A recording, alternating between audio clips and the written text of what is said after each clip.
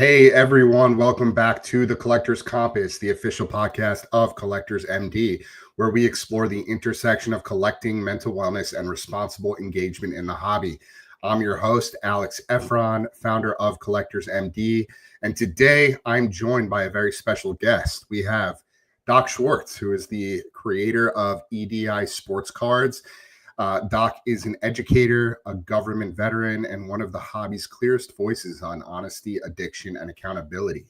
You may have seen his video, What Happens When Your Collecting Turns Into an Addiction, a conversation that we had last month that struck the hearts of a handful of individuals in the hobby community. This episode of the Collector's Compass is about the blurred line between collecting and gambling, the bigger cultural forces driving things like overspending, and the urgent need for community-driven solutions.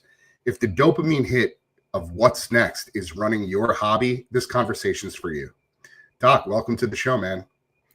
It's good to be here, Alex. It's good to have you.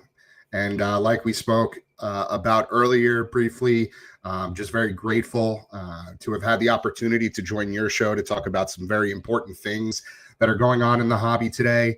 Along with the work that we're doing at Collectors MD to combat some of these issues. And today, we're going to take a deep dive into some of these deeper issues. So our first segment, I want to cover a little bit about your background and your perspective. And so, Doc, you've been in the hobby for a long time, I believe decades, with a background in both government and education, which I think is very unique. Just given, your perspective, your ability to bring some of these things from your background, from your fields into this landscape of the hobby environment. And so I want to talk a little bit about some of these issues and why they've become kind of personal for you. So the first question I have as we dive in here is, how did your experience in the government, along with podcasting, influence the way you approach advocacy in the hobby? That's actually a really good question, and I think that hopefully your viewers kind of hear. I'm not going to give a good answer. I'm just going to give what reality is. And so what people don't understand is actually how our government works and like what our elected officials actually do. And also, and maybe this will be helpful, what the power that people actually have and how you can influence what happens in the world. So our government officials and our government is actually in a bubble. And I know that we hear that word all the time, but it's really real. I worked for the state of New Jersey for, I would say, approximately 3 to 4 years. I worked in the State House in Trenton. So like I was in the building. And when you work in government, you are insulated. You do not really speak to regular people. I came into government, I was in my late 20s. So I'd already been like in other jobs, and I had been, in society. Like I was a reporter for the Star Ledger. I was also a reporter on radio in New York. And so from that perspective, when you're a journalist, you have to talk to people. Like you have to go out, you have to interview people, you have to engage. That's not how government works. Government doesn't engage at all. It's sort of there, and people have to go to it in order for the government to know what's going on. Otherwise, the government is oblivious to everything that's going on in society. And it's weird when you're from the outside, because you're like, how could that be? But when you're on the inside, you are literally in an insulated bubble. So maybe that gives people a perspective of, well, why doesn't the government do this or that? It's because they really don't know what's going on. They're completely oblivious. Gotcha. So obviously you have experience, a lot of experience across a number of different fields, between being a journalist, being in the government, an educator. You got into podcasting. So I'm going to go back to my original question and totally understand that you want to sort of paint the picture of your experience in the government, how the government works from that angle, and that all makes sense. But I'm curious, has any of that experience tailored maybe your approach in the hobby? Absolutely. So yeah, and I appreciate you asking that follow-up. So based on everything that I just said, that actually is why I do what I do, because Got it. Okay. you, everybody in the hobby, we all have to take responsibility, because no one else is going to do anything for us. So it's up to Got it. us collectively to decide what type of, well, in sports card, what kind of hobby community do we want? Do we want a community that is compassionate, that cares about each other, or do we want a toxic community? And, we did talk about this off air, but I think it's important here is that there's a lot of conversation from at least the influencers about positivity in the hobby. And we've seen plenty of the big name influencers talk about, positive vibes and gatekeepers and all that. But that's actually not the problem. The problem is that the hobby has become very separated. People are not connecting, and we're not building relationships. And when you build relationships, that means that you actually have to care about the person that you're talking to. And when you care, when you have compassion, that's when what you are doing makes a lot of sense, because you go, oh, I don't want people to get into trouble. Right. And that's where I come from. I think, and I love the message that you have with Collectors MD. It's not about ruining the hobby or getting people out of the hobby. It's about making the hobby fun and trying to avoid some of these real life problems that can happen when you overspend, or when you start to deprioritize real priorities in order to chase after cards. Right. Because there is a place for the hobby. Like I did a whole video, it's the 7 principles of collecting, to try to help parents teach kids how to collect, because collecting is a good thing. Like there's a lot of really good lessons you can learn from collecting. The problem is that you can't do that divorced from the compassion, the relationships, and the community. It has to be together. And if it's together, then this is a lifelong thing. Like, yeah, as you said, I've been in this hobby since the 80s. So it's 40 years. And there are things that have changed, but there's also some things that have never changed. So when you see things over decades, you go, oh yeah, that's new. And then some things have been around for a very long time. And one of those things, which I'm glad that you're doing this, has been addiction. Addiction has been around for a very long time in the hobby. But because it's a fringe, like this is a fringe community, it's not that big. Even though Fanatics wants to 10x the hobby, it's still a fringe community. And because of that, the awareness is just not there. So what you're doing is so important and so vital, because of the fact that you can actually get involved, you can talk to people, you can listen. And, I did join one of your sessions, I think it was either last week or 2 weeks ago. And I just listened. I sat in the session. I didn't say anything. I just listened, because I don't have addiction problems.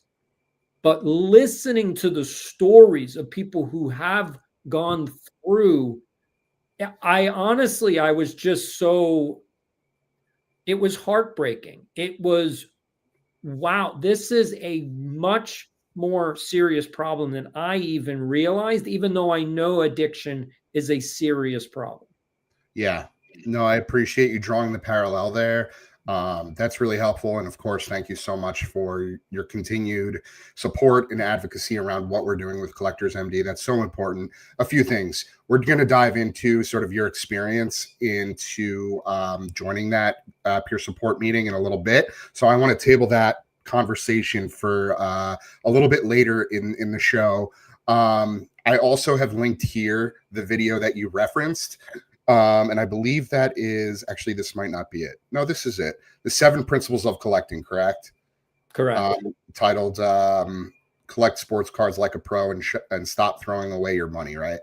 Okay, Yeah, so absolutely. for those listening on YouTube, I've had this link up here for the last couple minutes. I don't think you can actually directly click on it, but if you'd like, you can either search EDI Sports Card 7 Principles of Collecting in YouTube, or just manually type out this URL into your browser, and you'll be able to see that video where Doc goes into detail around these principles. It's about a 20-minute video, and I think you guys will find a lot of value in that. So I just want to take a step back here and just kind of unpack some of what you just said. And for those listening, I think that what Doc was saying as it pertains to drawing that line between his experience in the government and how he's approaching the hobby. I think, you mentioned that working in government really keeps you insulated, right? So things don't necessarily naturally flow outward. You don't just stumble onto what's happening, right? So if you want to know something, you have to go actively get it. Otherwise, you're completely oblivious.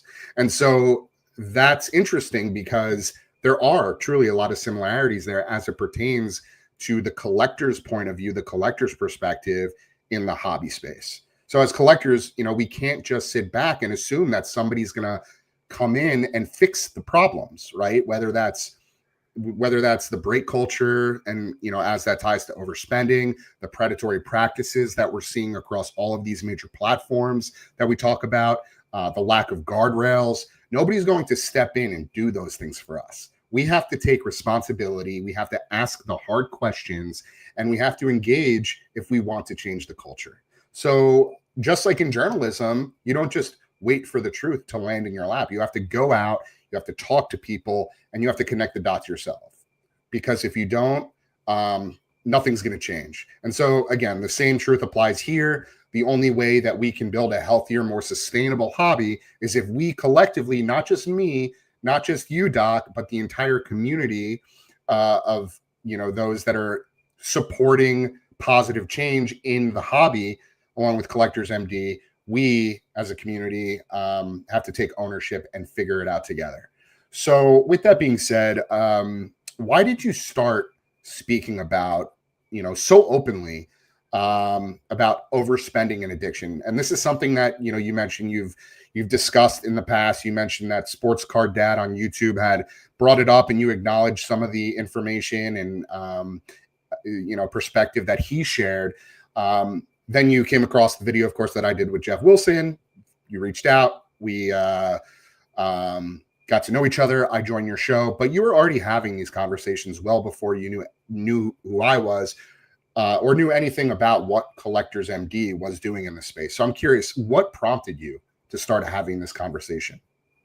I think that the only honest answer is that it's just my personality. I think that's probably why I got into the things that I get into. I spent 25 years in the educational system. Both my parents were educators. My father was a professor as well as a psychologist. My mom was a special ed teacher for 30 years. I started as a teaching assistant and worked my way up through the system as a principal and then a superintendent. When you have that mindset that, you are trying to do something for others, and, educators, teachers, principals, anybody that works in the school system is supposed to have this concept called a cause beyond oneself. That's actually Carl Glickman's philosophy. He was an educational researcher. And so when you believe in something bigger than you, addiction is something you have to be concerned about. For in my own professional experience, addiction is a symptom of root problems, mainly, mental illness and other things. So some people who have addiction, it's really a coping mechanism for other things. And unfortunately, because mental health awareness and our healthcare system doesn't really work in this country, people are not connected to, so that's why that's why I have compulsive shopping. That's why I might, even hoarding, so I think, we talked about that too. So Yeah. I'm the son of a hoarder. And so I also deal with those things, and I'm trying to figure out better ways to get rid of stuff. Right. And my journey, and I talked about this with you on the other episode, is that I accumulated 8 million cards by the time I was 18 years old. It's unbelievable. And this is, likely during like the junk wax era, right? When like cards were just abundant. Well, yeah. So I started, my first pack was in 83. The first big card that I pulled was a Wade Boggs rookie. Right. But being from New York, Wade Boggs, I was not happy with that. Right. Everybody wanted the Don Mattingly rookie. That was the card in 84. Yep. And that was it. And that got me into the hobby. Now, my Cool. father was a hoarder, so he also had shopping compulsion. So he just would buy a lot of packs, and and then he started buying boxes, and then he started buying cases, and he didn't have any interest in doing sorting, organizing, like whatever this is. He just sort of dumped that on me. And so I became a dealer at the age of basically 14. He started signing us up to go to shows. And so I did a show almost every single weekend from the age of 13 to 18. So from 8th grade through high school, I was a dealer. And there were other kids that tried to be dealers, but they didn't have the father kind of that level support, which I find I'm sort of concerned about Jeff Wilson's kids. He had you on, and I don't think he fully understands what he's doing to his own children. Yeah. And I think that he seems like a good person. Like he can't be a bad guy if he brought you on. So I'm trying to understand him from the outside. So clearly he understands that something's wrong and that he wants to do the right thing, but he just doesn't have the background in understanding what's going on. And so he makes very common mistakes. And unfortunately, I think he's setting his kid, his kid seems like a really nice kid. He's like a typical, suburban sheltered kid. He's a teenager. Yeah. But these things have real long-term effects if you're not aware of what's going on. And so that's why I think Collectors MD is so important, because if parents are aware of it, right, they can then, even just sitting in on one session or getting the guide that you have, which I think is a PDF, just having that as a framework, parents can then go, oh, all right, we're not doing this with our children. And just doing that could help someone for the rest of their life. And I think that's the most important message, is that information is power, and what you're doing is really giving people an education that's not there. Right. Yeah, I want to unpack a few things that you brought up. First and foremost, being as it pertains to educating the parents. And what Doc is referencing here is our Collectors MD recovery guide, which we use as a foundation, as a cornerstone of our weekly peer support meetings. There's both an extended version, which you can consume and follow, and again use as your Bible in recovery on your own time. And then we have an abbreviated version that we use for our group. So just a little bit more simplified for clarity, reflection, and pacing, so that we can keep our group sessions within the 1 hour that we have allotted on a weekly basis. So if you'd like to check that out, the link is collectorsmd.com/recovery-guide.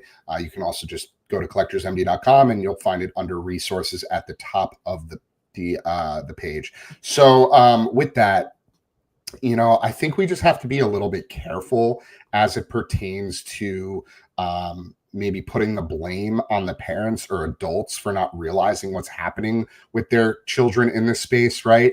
Most Well, of them. Well, I want to be careful. I think what you're saying. I think what you're saying is very important. There Right. should be no blame Blame, at yeah. all. Blame was the This wrong is word to use. I would this say is more about so like, information and right, education and compassion and support. right, This is not a blame game. right, This is just, but we need awareness around maybe you don't know as much as you should. And therefore, okay, let me reach out. Let me see, what is this? What is this? right, I'm more coming from the perspective of concern that, and parents normally are concerned about their kids. It's just, this is a concern that you may not be aware of, right, but also because of Collectors MD, this isn't a major problem. Like, oh my God, I need to stress over this. No, no, no. It's just, hey, I wasn't aware. And oh, here's a resource. Let right. me just figure out like what this is. And then I can make a better decision for my kids. Like, oh, this is how I think this should go. And I Totally. think that's it. It's really that simple. Yeah, no, I appreciate you clarifying that. Definitely, we're not trying to point fingers or blame parents per se for conditioning their children, to adapt to these gambling-like mechanics and the overspending and all these things we talk about. And I do want to just take a step back to address that, the recovery guide and all of the other tools and resources that we have available aren't just for the addict. Like Doc is saying, they're also there for the parents or for the loved ones or the friends and family that want to learn more about why their children or their spouses or their siblings or parents or whatever the case may be might have these addictive tendencies to begin with.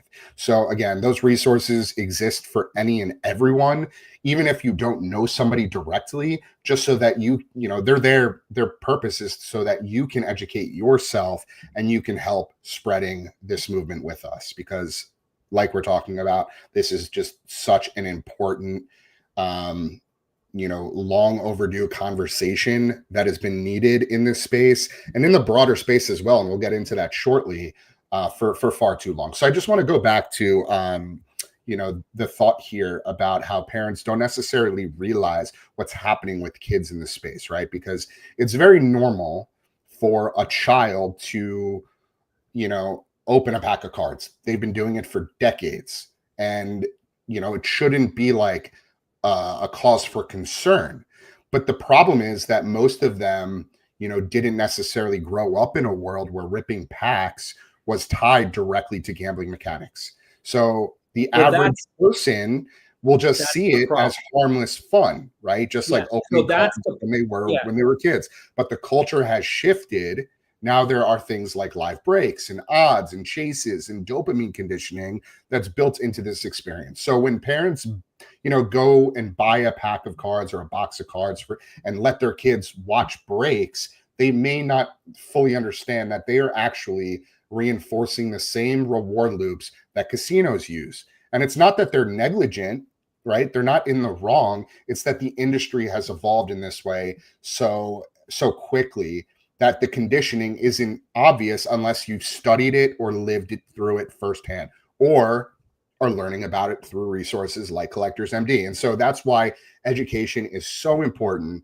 And I think once people, parents specifically, are more aware of these mechanics, that sports cards and TCG and collectibles in general now have a direct tie in a lot of ways to gambling, they can make more intentional choices about how their kids interact with the hobby. And to your point, we aren't saying that the hobby or collecting or that sports cards or that TCG or any of these things are necessarily inherently bad.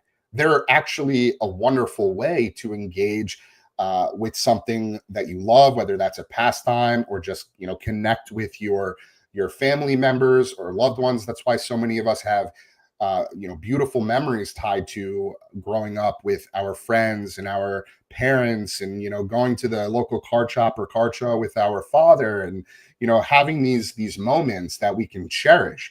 Times were different then. that can still exist today. It can coexist today within this space, but the blurred lines between the gray area needs to be separated. We need to separate the concept of collecting from the concept of gambling. And here's, and again, I think what you're saying is important. And again, for the community, for the people who are listening to this. So one of the reasons why I started a YouTube channel, and I don't consider myself an influencer at this point. I only have 2,500 subscribers. So I don't think that there are many people that are actually listening, but I am certainly a counter voice to the sports card influencers, because all of them are brand new to the hobby. And the problem being is that they don't have the level of experience that I have, which is what you just talked about. So what parents are doing, again, inadvertently, innocently, and that's actually why you can't have blame on the parents, because their understanding of the hobby is what it was back in the 80s and the 90s. The hobby has changed. So when you went to buy a wax or, just a pack or even a cello pack, there was no gambling. It was just baseball cards. It was just football cards. It was just cards. There was no gambling whatsoever. It was just about collecting, buying and collecting cards. Today, that's no longer the case. Right. Every single box is a lottery, which means that if you want your kids to do the lottery, you're going to buy a box. Right. Now, there's a way for parents to actually do this without triggering the gambling and the lottery piece. There's a way to do that. And so maybe we can get into that. Like if a parent wants to get their kid into the hobby, especially the modern stuff, because let's face it, kids want to, collect cards of players they can watch. And the hobby has always had a modern bias, whether we want to admit that or not. I did I have a whole series, I have a playlist on sport, adventures in sports cards. It's like my, tried to produce my hoarding story. And so I have a video where I literally burn a Greg Jeffries rookie card. Yeah. Because that was, again, modern bias. Greg Jeffries was considered the greatest next Hall of Famer. He was a Mets player, and it was New York, and New York was the dominant force. And so it was like, okay, this is the next Mickey Mantle. And as we all know from history, that didn't turn out to be. Right. And I did a video on, whether Mike Trout is a Hall of Famer if he doesn't hit 500 home runs. And this is now a conversation. So, but Mike Trout is an old player at this point. Kids today do not care about Mike Trout. They care about Shohei Ohtani, and they care about who the new players are. And so this is always the piece. So if a parent wants to buy a box for their kid, they have to actually rip it with them, and they can't get overly excited about the numbered card. They should only be excited about the player. Yeah, it's a good point. Team. This is about connection. This is about relationships. And if you really, and the only reason that you're ripping a box to begin with is for your own nostalgia and for your own, like, oh, this is what I did with my parent as a child. So if you want to create that same bond, then don't get excited about the gambling. Get excited about the player or the team or whatever you want to share with your child. I like that. That's the important lesson. Yeah, there's a big difference between authentic scarcity and manufactured scarcity we see in the hobby today. And this is something we talk about at great length, right? Authentic scarcity is when something is truly limited, like a vintage card that only a handful survived in good condition. And, that's a whole story within itself. The reason why cards in good condition from the 50s, 60s, 70s are so scarce is because people actually played with them. They put them in the spokes of their bicycles. They handled them. They traded them. That's why there's a sense of authentic scarcity, right? That kind of scarcity is organic. There you go. It can't be replicated. But modern day scarcity, on the other hand, which is what you're talking about, let me just finish this thought and then I'll let you jump in, it's often engineered, right? Companies print these endless parallels, the short prints, the case hits, the one of ones, to create this illusion of rarity. But when every single product is filled with a chase or chases that is basically dictated by the manufacturer, the concept of scarcity itself gets diluted. So there's no true limitation. It's just layers of artificial scarcity designed to drive demand and keep people ripping. And collectors need, and parents, not just collectors, need to understand that distinction. Authentic scarcity carries lasting value because it's tied to reality, like you're talking about with the players and the moments, as opposed to manufactured scarcity, where it's all about just creating the short-term hype, but it rarely holds the same weight over time. Next week, there's going to be another release, and today's release is yesterday's news. So it's really important to distinguish between the two, and that, you know, to your point, kids aren't just solely focused on the serial number on the back of a card, and more so the player on the front of it, the moment, you know, they hit that card, who they were with, you know, all those things are just so important. So to be quite honest, I'll put it this way, for anybody that's listening to this, and because if you so on the people that have the addiction problem, if you're trying to figure out, well, how do I do this without triggering the addiction? And the reason that I put these two cards up, okay, so these are ungraded. And I need to make this point very, very clear. These are ungraded. All right. Now I traded for this Acuna. Okay. So again, in the modern hobby, this is what people are chasing. This is what's valuable. This is a PSA 10. And so people go, but in all honesty, just get a raw one. That's it. This, you can actually do the hobby at a very cheap level if you buy raw and you buy base. And if you're just collecting, that's all you need. And the problem is that we're under so much brainwashing influence that a lot of people have been affected. And trust me, I got affected by this during COVID as well, because it was so strong.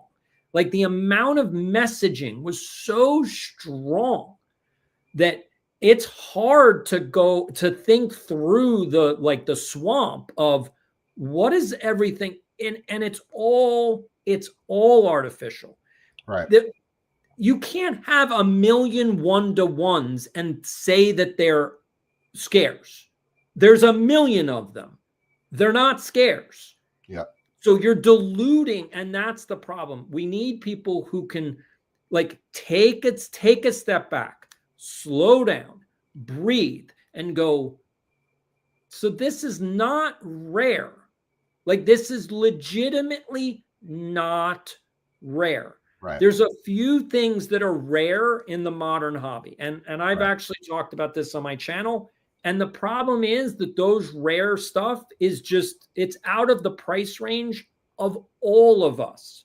Right. So it's sort of like, it's like a museum piece. You don't go, like, I'm never going to buy a Van Gogh. Like, so I go to a museum. And that's, I think, what we need to start doing with the hobby is just go, hopefully these mega millionaires will display their stuff so we can appreciate it, but we're never going to own it. Yeah. I do want to get us back on track here, because we're already 35 minutes in and we still have a lot to unpack. There were two anecdotes that I did want to touch on really quickly. One of them is as it pertains to yesterday's, or, how the hobby existed when I was a kid, or when you were a kid, versus what it looks like now from a dealer's perspective, because you mentioned that you were a dealer at age 14. So from a dealer's perspective, the hobby looks nothing like it did even a decade ago. It used to be all about face-to-face relationships in a local card shop or at shows. Now you're competing with breakers, the streaming 24/7, the online marketplaces that move product instantly, and influencers just shaping demand in real time, right? So margins are much tighter, expectations are higher, the trust has become the real currency, right? So because collectors have endless options now, they'll go where they feel credibility and community are strongest. So I just wanted to add that because it's no longer a one-to-one, and that's really, really important to note. And then the other thing that you had mentioned was this idea of cause beyond oneself. And I really like the way you put that. And I think with addiction specifically, whether it's cards, gambling, alcohol, it doesn't matter. It's just so easy to get trapped in a cycle that's completely self-focused, right? You're chasing the next high, the next purchase, the next distraction. And the more isolated you are within that cycle, the harder it is to see anything outside of your own wants within that moment. But what really creates change is when people step into something much bigger than themselves, whether that's a cause beyond yourself that gives you perspective. You know, you're no longer asking, what do I do? What do I want right now? But, you know, how does this affect the people around me? How do I contribute to something larger than my own chase? And so that's why community service, accountability, all these things are so powerful in recovery, because when you're aligned with a cause beyond yourself, it shifts the focus from compulsion to connection and from taking to giving.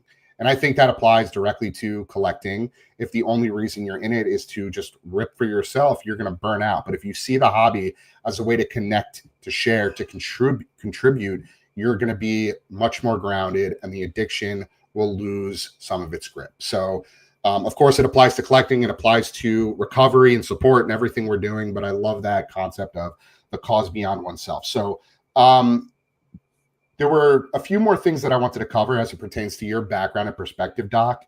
You know, we talked a lot about honesty being non-negotiable, and I think we can actually get into that a little bit later. But you've called yourself a son of a hoarder. You have your card hoarder stand in the background there. I'm curious, from your perspective, can you describe like the nuances, the core differences between hoarding and collecting? Yeah. So a collector is someone, and I think the word that you use a lot, it's collecting with intention.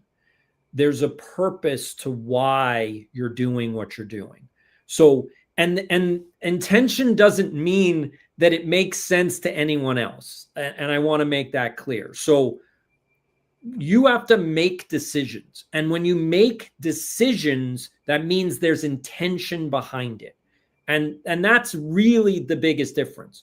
For a hoarder, or for a son of a hoarder, or for someone who has an addiction problem, they're not actually making decisions, they're reacting. They're doing something, it can become a compulsion. It's just, you're not in control. And so it's sort of like two sides of the same coin. So hoarding and addiction are definitely problems, because you're not making decisions. And so one of the things that I talk about on the channel a lot is the fact that I started what's called a 300 card challenge to try to get 8 million cards down to 300.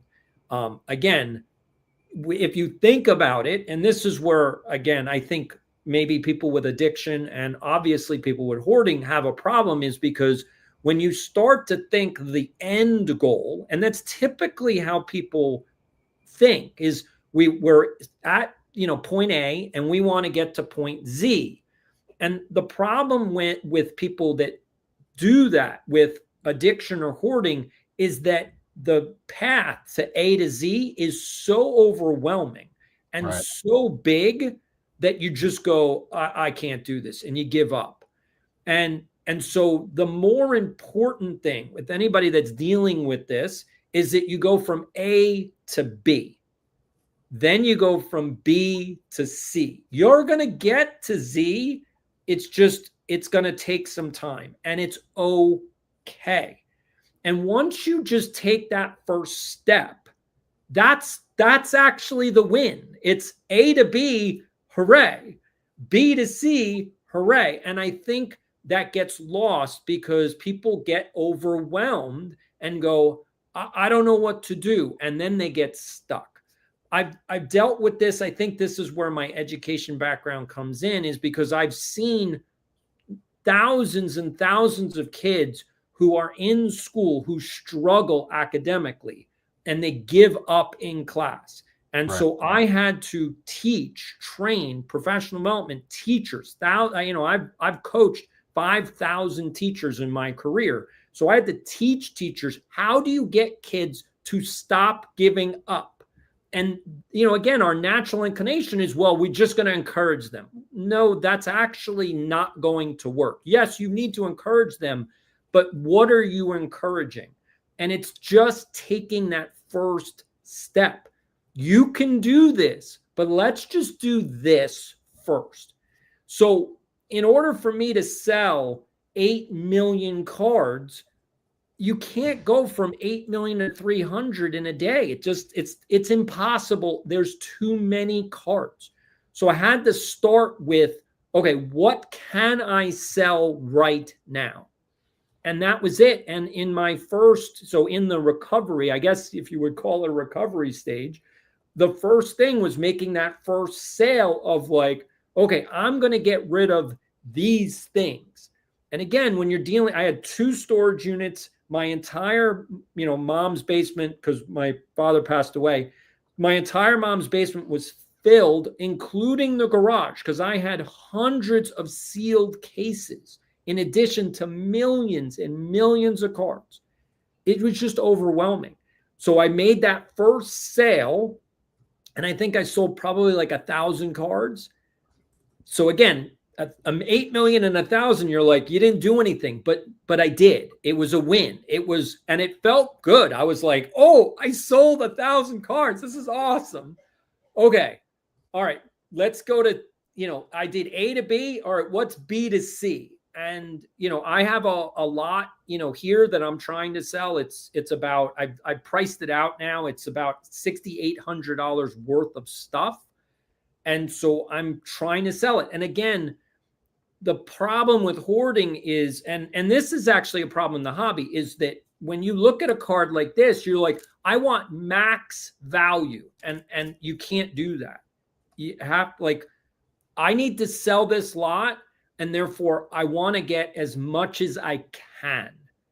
It's not about, I know what the actual value is. It's valued at $6,800. And it's like, okay, what's the best offer I can get?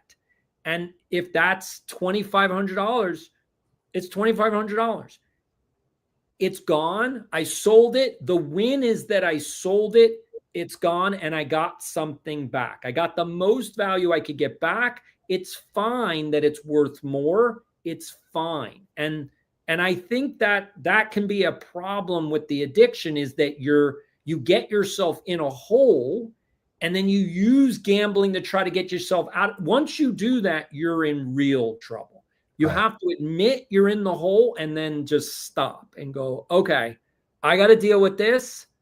Okay, now what am I going to do? And you can't use addiction to get yourself out of the hole, because you're just there's no such thing as doubling down. It's called digging a bigger grave. And that's the biggest piece. Yeah. Thank you for expanding on that. I mean, yeah, you raised a lot of really, really great points there. I do have a lot of thoughts and, additional anecdotes that I'd love to share, but we're still on segment 1, and I do want to move us along here because we're already at 45 minutes and we have a lot to cover. So I'm going to transition us over to the next segment, which is the bigger picture, addiction across collecting. So bear with me here as I switch my pages. I want to make sure that I have all the information here. Okay, so we're not just talking about sports cards with Collectors MD. I already raised that point. The same dopamine loop shows up in other areas like TCG, which obviously is also synonymous with the hobby, but also memorabilia, things like comic books, sneakers, watches, handbags. You have things like NFTs and loot boxes and gotcha games and gaming. Even retail therapy can fall into this sort of overspending compulsive territory, right? So why do you think, Doc, so many verticals, whether it be cards, sneakers, coins, art even, why are there so many different categories that fall into these same compulsive cycles? And also, in addition to that, what do you think the common thread between ripping wax, things like sneaker drops and loot boxes, which I mentioned, like what are the similarities there? What are the parallels that are ultimately scratching that same itch for people. And then lastly on this subject, and I figure I'll ask all three questions and then you can, span your answer. What can collectors learn by zooming out and realizing that this is actually a part of a bigger pattern? So there's two answers to the first question. Like, why is this across all things and what is the pattern? And so the two answers is one, I want to say mental illness. That doesn't mean like psychosis. It just means mental illness. The second piece of that is we are under tremendous amount of influence in our society. There's social media, there's the regular media, there's all of these influencers. And so what is happening is that you may not have a mental illness. Like, you may not be diagnosed with a problem, but because you're being bombarded every single minute of every single day, your brain is now actually having a problem. And so once you have a problem, then these things become a symptom. I think that, and whether people realize this or not, I personally believe, this is not backed by any psychological research, I personally believe that addiction and hoarding is a coping mechanism. I think that we're using it to try to work through whatever is happening. The problem being is that something that should be helping us is making it even worse. Right. And that's where this becomes such a big problem, because you want to stop, but you're not addressing the underlying problem as to why you're doing it in the first place. Because this is this is actually your body's going, I have to do this to soothe whatever else is going on. So you may want to stop, but your body's saying, I need to do this because something else is really wrong.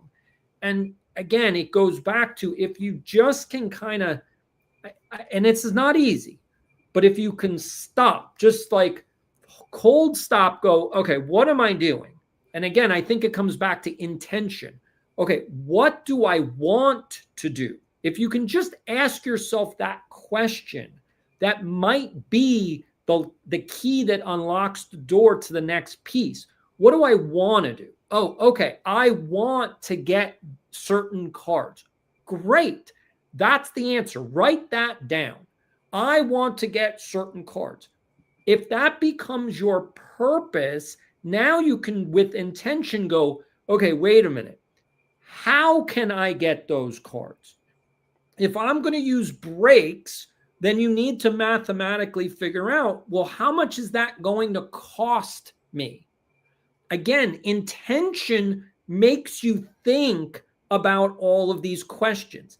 If you don't have a purpose and you don't have intention, then you're just going to do stuff, and then consequences are going to become an avalanche, right? Because you're going to be like, well, why did I do this anyway to begin with? And I think that's the biggest piece. So when I created the 300 card challenge, it was an intention. I'm not making it. I'm failing. I cannot get down to 300 cards, and I may never, because I like collecting. I like holding on to stuff. But it's not a matter of, am I going to succeed at my intention? It's, I have an intention, therefore I keep getting rid of more and more stuff. Right. For addiction, it's different. I don't deal with addiction, and that's why I'm so happy that you have partnered with professionals, because they understand. Like, I don't know what someone with addiction should do. I know the mindset and I understand the mental preparation, but I don't know what someone with addiction should do first, second. Like, I am not, and I don't want to speak out of turn and say that's what you should do, but I do know that you have to get control over your mind, and you need mental strength to go, you know what? I'm in control of my life. I make my own decisions. No one else has influence over me.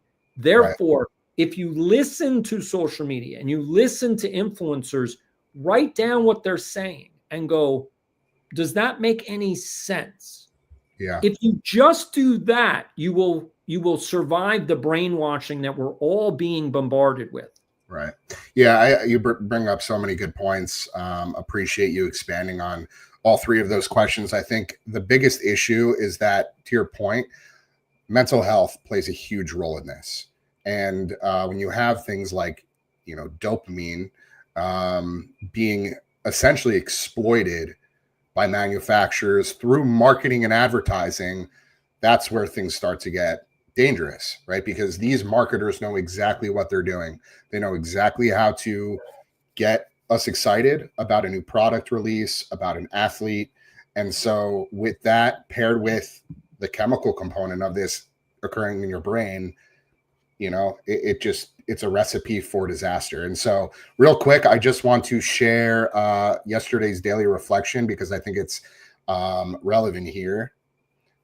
Just bear with me. I touched on the chemistry behind compulsion. And so for those listening through our audio platforms, I'm just going to quickly read this because, Doc, I think you will find great value in this. Because we touch on a lot of things that we're talking about. So the title is The Chemistry Behind Compulsion. And I lead with, by way of disclaimer, I'm not a licensed therapist, doctor, scientist, or mental health professional. I'm simply a collector who has witnessed and lived through the struggles of compulsion and someone leading a movement that's needed attention for far too long. What follows isn't clinical advice. It's perspective shaped by experience, observation, and the voices of others walking the same path.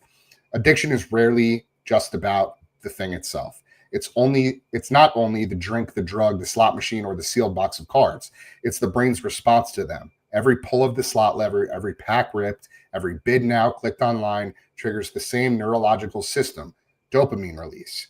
Dopamine is often misunderstood as the pleasure chemical, but in reality, it's more about anticipation and reward. It fuels that rush when you're about to reveal the last card in a break or when the delivery driver drops off another padded envelope at your door.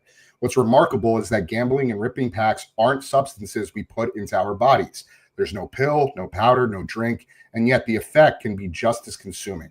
The drug is the brain's own chemistry activated over and over by chance, anticipation, and reward. And I'm just going to add a caveat here that all of that is manufactured by the manufacturers and the platforms.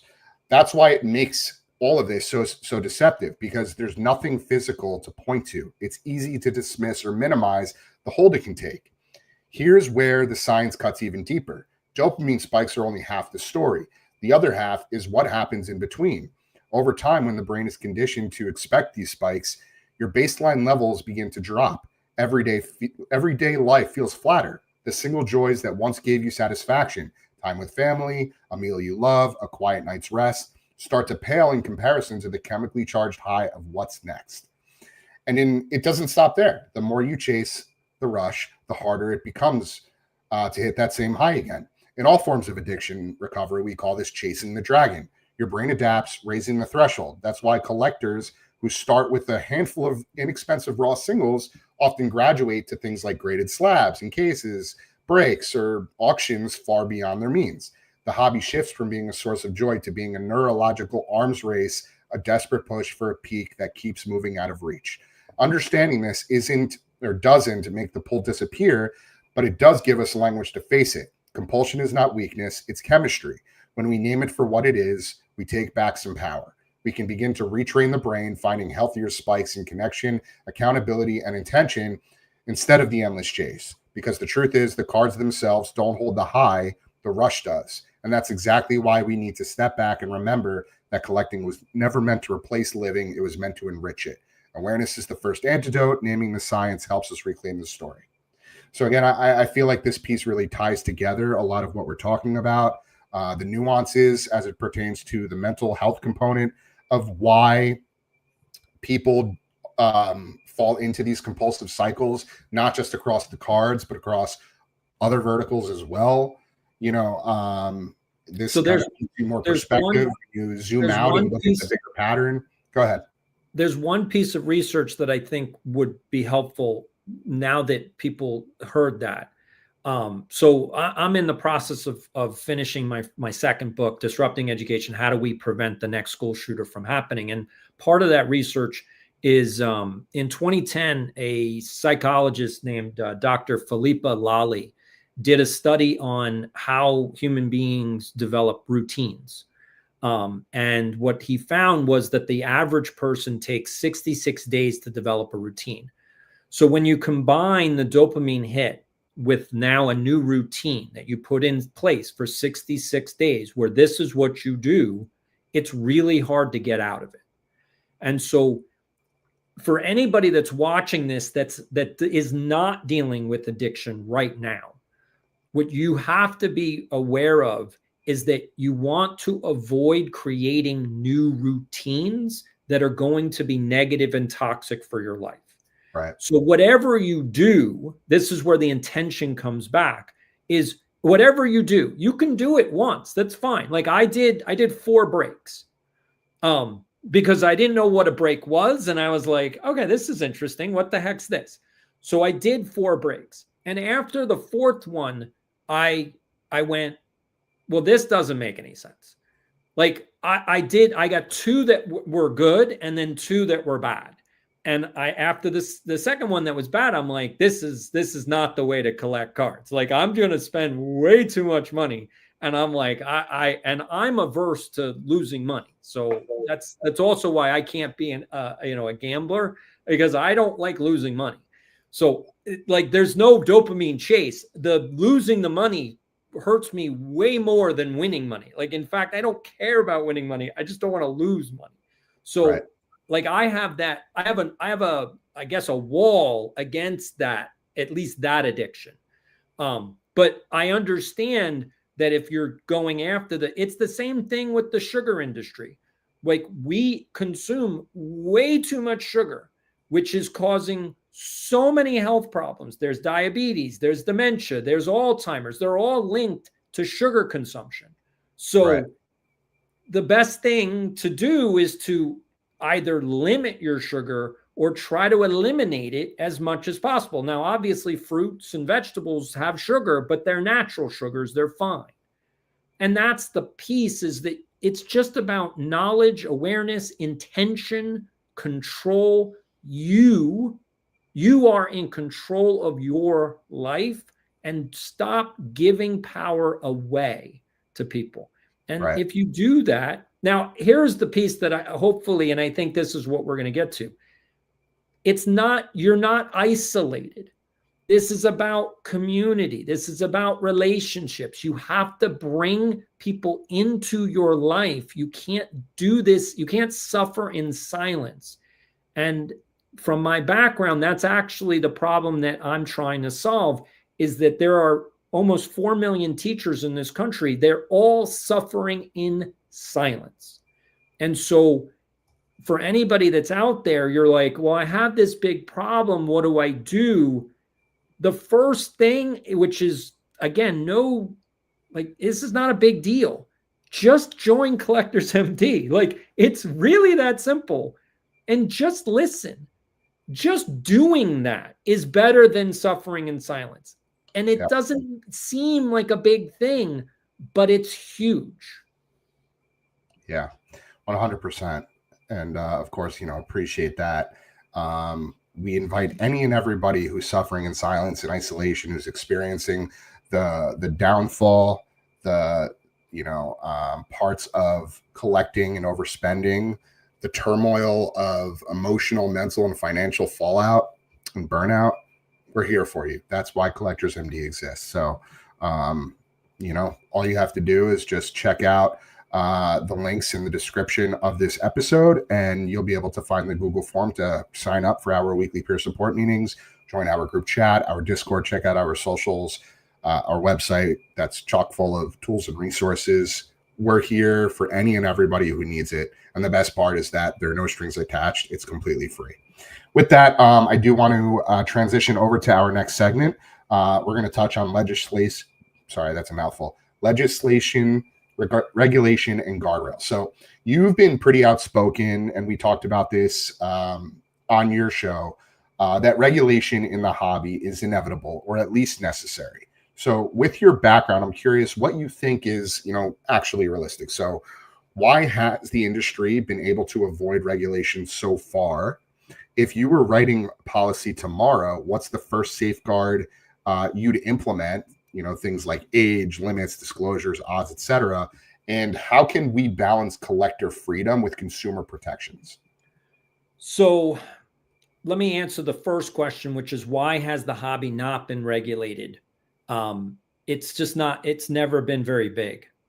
It'd be like regulating flea markets, nobody, like swap meets, nobody cares. Like, it's such a fringe of a fringe, but that's no longer the case. That's no longer the case. I mean, it's When a multi-billion-dollar industry now. Yeah, multi-billion, and it's getting even bigger. When you have people like Tom Brady opening up card shops across the country, you now have you have eyeballs on this hobby. And eventually, again, like I said, so the government's in a bubble. They don't know what's going on. But if you attract attention, the government goes, "Oh, what's going on over there?" And like, I don't think Michael Rubin and Fanatics totally understand what they're doing. I think they're totally focused on just making money, which is what they should do. It's a business. But I don't think they realize that getting this many eyeballs on this industry is actually going to force the government to actually make regulation. And if I were to say the only regulation that should be done, and I think that the government would even bother with, because to be honest, regulating the sports card industry is sort of it's stupid. No politician is going to put their neck out to regulate the sports card industry. And that's because they look at it like a childhood game, right? Well, that's the peak. But see, that's actually where they're going to regulate. If the hobby wants to continue to do wax the way it does, you're going to have to actually show ID to buy a box. It's going to become like cigarettes because it's gambling, and you can't gamble under 21. So kids will no longer be allowed to buy boxes, and I think any box, not even like retail or, they're all lotteries. Yeah. Which is a sad thing. The only way to fix it, and I've said this on my channel, but again, I'm not an influencer. The only way to fix it is the hobby has to go back to base and then lottery. Series 1 and Series 2 needs to just go back to the old way of it's just cards. It's just base. There's nothing else in there. There's inserts. Maybe there's some short prints, but there's no more number. There's no more patches. There's no more autographs. It's just cards. We were past the point of no return as it pertains to that. I think. Not if it gets regulated. Yeah, but they would lose interest of thousands, tens of thousands of customers, probably millions, because so many people join the hobby because of the lure there. Also, if you were to start changing the format now, people would just revert back to old product. They would start ripping, last year's set or the year before. And, of course, those products would become more and more scarce over time.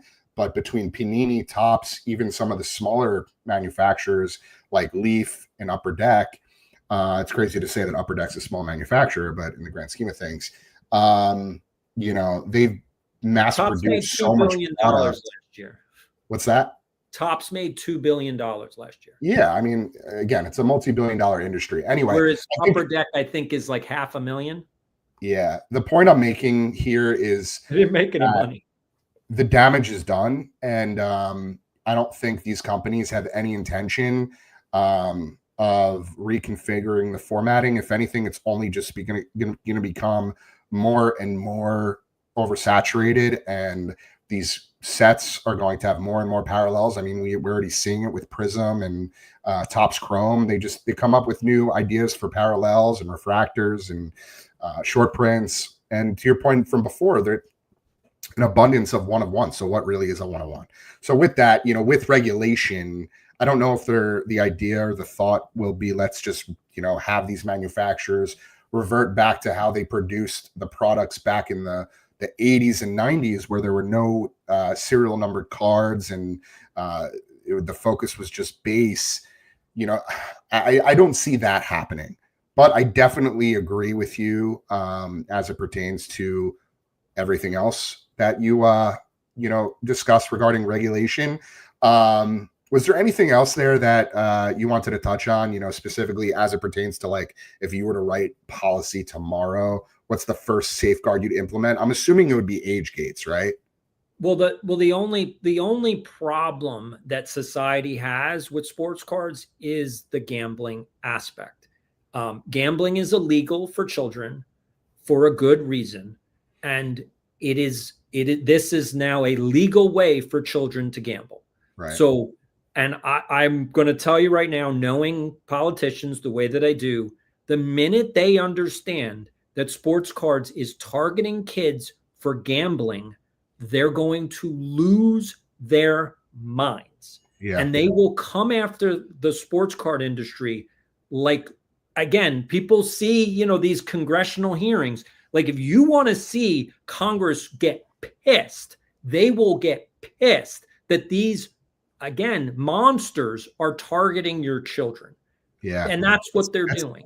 Yeah. It's interesting that, on one hand, Fanatics has become so global that the likes of Tom Brady and Olivia Dunn and Paul Skeens and, all of these A-list celebrities and athletes are involved. Yet there's still circus games going on, right? I mean, Whatnot just announced that they're regulating repacks, but like, that's such a small step in a much bigger conversation. So we'll see. I mean, time will tell. Obviously, well, again, government regulation will only happen. I'll put it this way: government regulation will only happen unless, like, communities like yours get big enough where there can be advocacy. Right. Again, like, I know how to talk to elected officials and I know how to write legislation. Or what's going to happen is, because this is getting bigger, because the hobby is growing, what's going to happen is you're going to get a politician whose child becomes addicted to sports cards and ruins their life.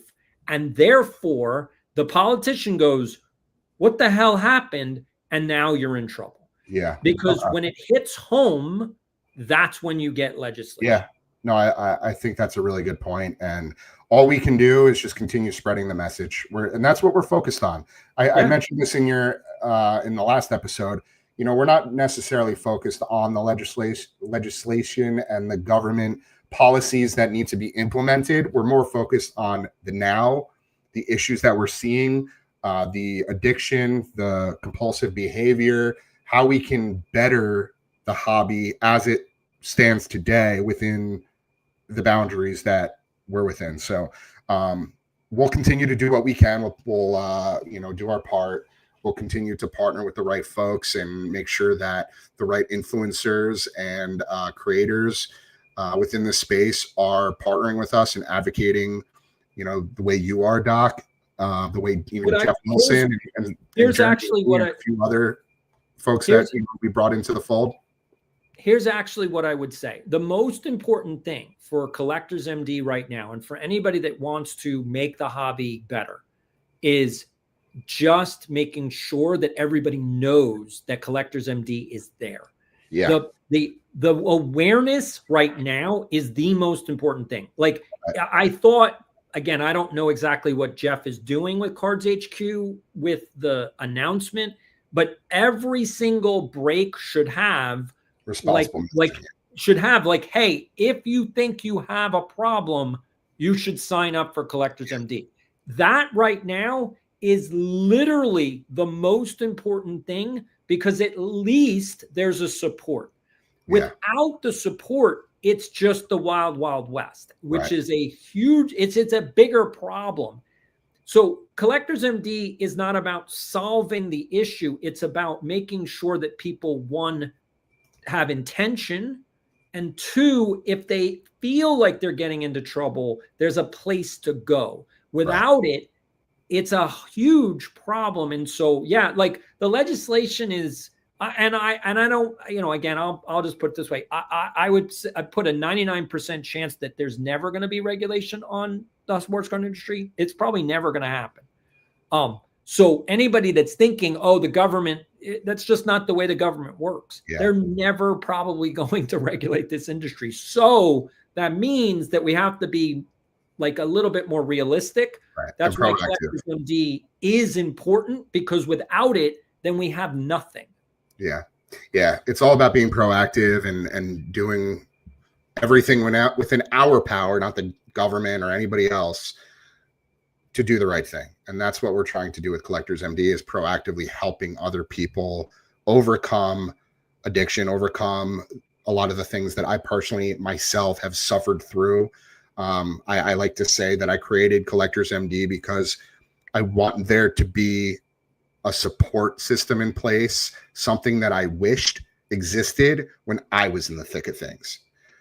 So with that, we're going to transition over to our next segment, which is the human side, shame, secrecy, recovery, etc. So, Doc, you joined one of our Collectors MD peer support meetings. We talked about that briefly. I think it was a couple weeks ago. What specifically struck you hearing real people share real stories? I think let me kind of paint this picture for people who have never joined a session. They don't know what Collectors MD is, and sort of like, what is all of this? So my understanding of card addiction was just sort of like, you just spend too much money and you go into debt, and it's like, oh, it's just like what most people do in society. Like, everybody has credit card debt, like everybody's in debt. So what's the big deal about card addiction? Like, it's just another one of those things. And what I didn't understand when I went into the session was that I didn't understand how dark a hole this really is. I had no idea. And what I was listening to is, one, the shame, like, I'm doing this, I know it's bad, and because I know it's bad, I can't let anyone else know what's going on. And that actually is like the biggest problem, because isolating yourself and separating yourself just makes things worse. Right. And so and I could hear in the voices of the people sharing that sharing it was actually lifting the weight off of their shoulders, which was like, I didn't expect that either. That's amazing. Okay, wait a minute. This has much more bigger implications. And I think to what you had said is that this isn't just about the person dealing with the addiction. It's also for all the loved ones and the family members and the friends that see the person that they care about going through all of this. How do I help them? How do I make sure that they don't feel so alone? Because like this is step one in a very dark path. Like, it can get so much worse. And so, again, my background dealing with kids in crisis and kids with, suicidal ideation and all, like, especially if we have kids that are going to now deal with the gambling addiction, they don't have the wherewithal to maybe even reach out and say, hey, I think I have a problem. Like, you have to identify the signs and go, I think my kid has a problem. And this hobby is targeting teenagers. So parents need to be aware, if my kid is on Whatnot, eBay, Fanatics Live every single day, that's a problem. Like I said, it takes 66 days to create a routine. So parents need to make sure that you're limiting. So it's fine if they want to do a break, but maybe you should put this in terms of a reward. Like, look, you can do a break if you get good grades, which means that's only 4 times a year. There's only 4 marking periods. So they have to wait. There's also this piece of, again, from the dopamine hit and the psychology, there's this instant gratification problem that's also being triggered by the hobby. So if you can delay gratification, so you can have your kid do it, that's fine, but delay it. If you can delay it, you will help them not get into addictive patterns and behavior, And that's also extremely helpful. Yeah, well said. In addition to that, like, why do you think hearing somebody else's story sort of change the way that you think about things, as it pertains to addiction? And you already sort of answered my next question, which is how can families and friends play a role in reducing secrecy and shame? But anything else that you want to expand on that? I would just say that being able to listen to someone be honest, and I think that was the biggest piece. I didn't realize what the reality was, and everybody that joined the session was very honest. And when you listen to honesty, that's so much different than what we're used to. Like, in today's society, everyone is a grifter. Everyone's lying. Everyone has a game. And in this session, it was actual honesty. It was sincere. This is what it is. This is what I'm dealing with. And these are the problems. And it's like, when you deal with honest people, you can actually like let go of your guard and go, I have compassion for this other person. And I think that's important for people, especially today. Like, even if you don't have addiction, even if you don't know anyone with addiction, it's probably a good idea to just do one session, because you need to get back in touch with that human beings are actually people. We're not all influencers. We're not all trying to get something over on you. And I think we've lost that human touch of, oh, this is a human being going through a problem, and I don't have the solution for it, but just listening is compassionate in going, oh, okay. And so you can even reflect on your own life and go, wow, I'm grateful that I don't have this issue. And I hope that person, I'm glad that they have this, because this is really helpful for them. And it's like, okay, what could I do? Well, the only thing that I can do is just let people know that Collectors MD exists. I cannot help the problem. I cannot solve it for anybody. I can't I can't do anything other than, the only thing I can do is just let people know that Collectors MD exists and hope for the best. Yeah, agreed. Again, thank you so much for the continued support. This actually is a good segue to our next segment, which is these two lanes of recovery. We have abstinence and intention, right? And we've talked about this a little bit. When people realize their collecting has slipped into compulsion, the path tends to split into, again, these two lanes: abstinence or intention. We say that both are valid, and the choice really depends on what brings someone the most peace. So just to define abstinence means stepping away entirely. For some, the triggers are so strong that the healthiest choice is to stop buying, ripping, or engaging with the hobby altogether. And it's not about punishment. It's about removing the source of the spiral so they can regain stability and heal. And, you think of it like sobriety and substance recovery, right? A clean break from the cycle. No weaning off, no once in a while. You're completely cut off cold turkey. On the other hand, intention means continuing to collect, but with clear boundaries and structure. That might look like setting a written budget, avoiding late night buying, saying no to breaks altogether, or once in a while, or sticking only to personal collection lists. This is all about staying connected to the hobby while replacing impulse with discipline, so collecting feels joyful instead of destructive. Both lanes have the same destination, right? It's all about control, balance, and peace of mind. One lane closes the door completely. The other keeps it open but guarded. Neither is necessarily the better option. And again, both are valid.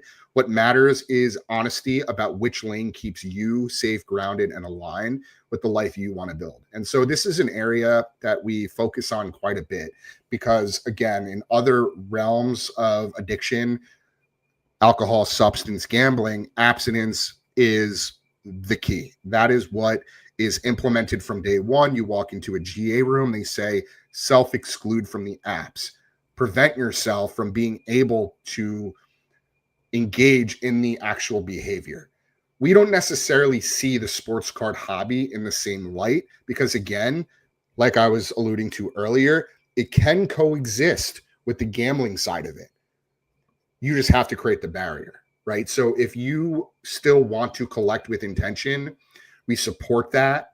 We're here for you, and we can provide you with the tools and resources necessary in order to equip you with the the opportunity to do so. So I'm curious from your perspective, Doc, within the abstinence lane, what does stepping away fully look like in practice to you, as opposed to the intention lane, where you're basically sticking to rules that work, things like budgets and staying away from breaks and no late night buying or auctions, focusing on your PC or specific filters for your PC, maybe even implementing some of the things that we talk about, guardrails like cool off periods or deposit limits, which don't currently exist. But again, we're advocating with companies like Gamban to implement. I'm curious, how do you see sort of the parallels there and like what they each look like in practice? Sure. And I think you brought up a really great point. So for one, I'm not a psychologist, so anything that I say is just my opinion. Personally, I think that anybody that gets into trouble or thinks they're getting into trouble, I think it's a two-pronged approach. I think you should absolutely do abstinence for a certain period of time, because what's happened is you've gotten into a pattern and you need to change the pattern. And so you can't regulate the pattern. You have to change it. So you have to get rid of the triggers. You have to get rid of that, like the cycle, the mental cycle. And then for some people, and I certainly hope that, because again, the purpose of Collectors MD is to make the hobby fun, not to get rid of it, but to how do you do this with fun and intention and like, yes, I like doing this. And I love that. I love the hobby and I like collecting. So I certainly hope that people can do this with intention. But I think that everyone has to have like a certain time frame where I personally, I stop and leave the hobby for a certain amount of time. Like there is definitely, I step away for maybe like 3 weeks and I don't do anything with the hobby, because you don't want to get into patterns that you're not in control of.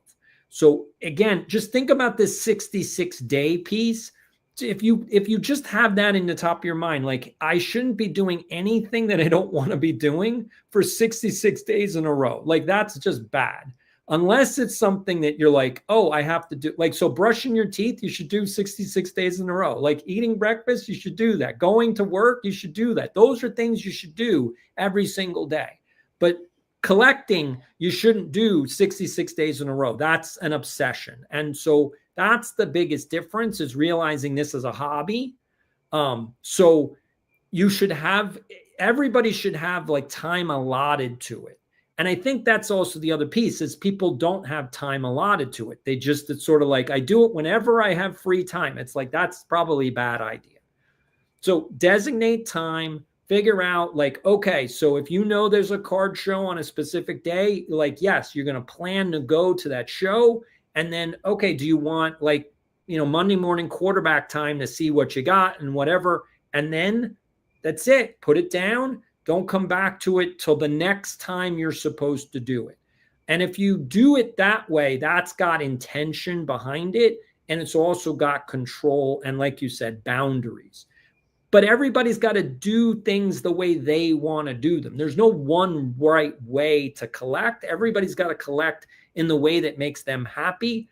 For me, there's a lot of times where I'm like, because there are cards that I would like in my PC, but again, I'm averse to spending money. So, like I'm trying to figure out, how do I get the cards with the stuff that I have? And again, I have too much stuff. So it's like, okay, so that's why I went on Veriswap and I'm like, I'm going to trade stuff. I haven't made a trade because, again, it's difficult when there's not enough people on these apps. Like if eBay had a trading option, I could probably trade everything, but they don't. So that's the other piece, is you have to figure out where you get into the hobby and where you get out. If there's one last piece that I would say that might be helpful to people, is that you have to try to sell your cards. If too many people are, and this is, I think, getting into the hoarding piece. I think there's way more hoarders out there than people want to admit. There are people, all of these people that get into breaks and all of this addiction, you have too many cards because you're getting a bunch of junk, and you know that, and you have nothing to do with, like, what do you do with it all? And I think if people actually try to sell their cards, you start realizing, I'm probably wasting a lot of money here. I think there's a disconnect between, oh, this is what it's worth. Are you really? That's what it's worth? Like, what is this card actually worth? Try to sell it. Then you know, oh, people don't want to pay what you think it's worth. And that's the problem, is that we have this unrealized number in our head and go, oh, and I'm starting to do, like there's a couple videos coming out. So I've been working with Mind Cycle Cards to do an update to the Jeff Wilson, the Sports Collector Index, all the cards that he bought. He already lost $1 million in value, again, unrealized value, because he thought the cards were worth something, but they weren't. Like, he spent $500,000 on a Michael Jordan rookie.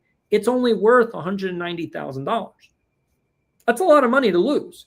The piece of it, so then there's another piece of, so Ken Kendricks, who's the managing partner of the Arizona Diamondbacks, he has the world's largest or most valuable sports card collection in the world. And he has a Mickey Mantle 52 PSA 10. Now, he would like it to be worth between $30 to $40 million, but based on the last sale, so the 9.5 SGC Mickey Mantle, which went for $12.6 million, and the dual logo man MJ Kobe that just went for $12.9 million, that Mickey Mantle is not worth $30 million. And anybody that knows anything about economics, numbers, or value knows that. Now, the insurance company doesn't want to say it's worth less because they want the premium on a $30 million card. So they're going to charge him for $30 million, but it's not worth $30 million. And that's the piece, is you have to sell in order to know what the market value is. Yeah. And if you don't sell, you can make up any number you want in your head and go, my collection is worth $100,000. I actually did a video where I tried to figure out how much my collection, again, most of it, because I have too many cards, but like what the core is at this point, what's it actually worth? And it came down to about $25,000 is what my core collection is actually worth. I could have made up a number. Oh, it's $50,000. It's $100,000. No, I actually comped it all out, and it came to $25,000. Yeah. That's it. Yeah. It's important to, make sure that you're using the right tools and resources when you're tracking comps. Of course, things that are more scarce, one of ones, older cards that, have low pop grades. Those things might be a little bit more difficult. And, they say that a card is only worth what somebody is willing to pay.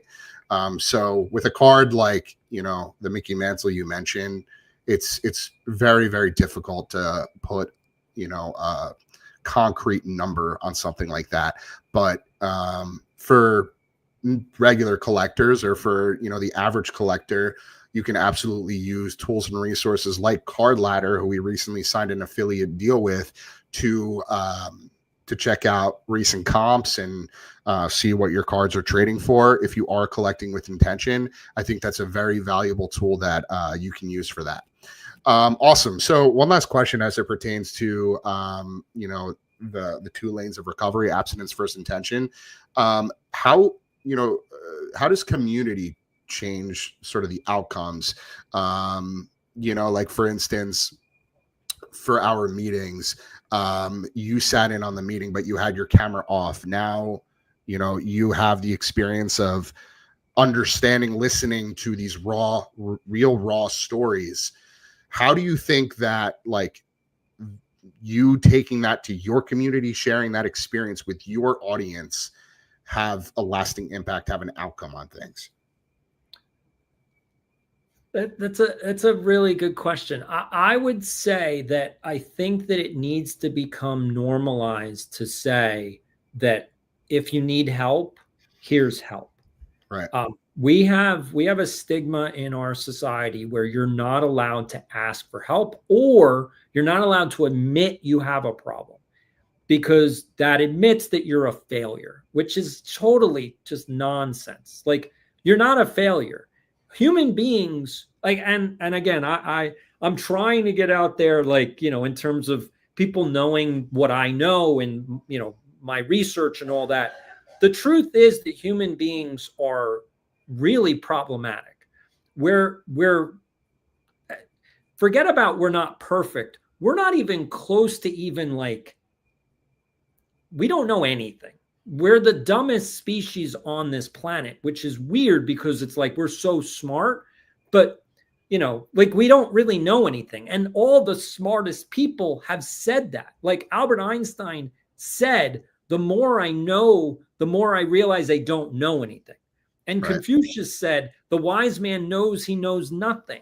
So when the smartest people are saying, I don't know anything, how do any of us have the arrogance to go, oh, I'm a genius?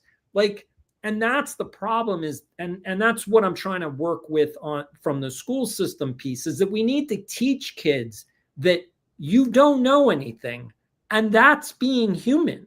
Like, that's normal. And the reason you're going to school is to learn more. And Right. so this idea of that we're lifelong learners, no duh. Like, we don't know anything. So unless you keep learning, you're going to be in the dark.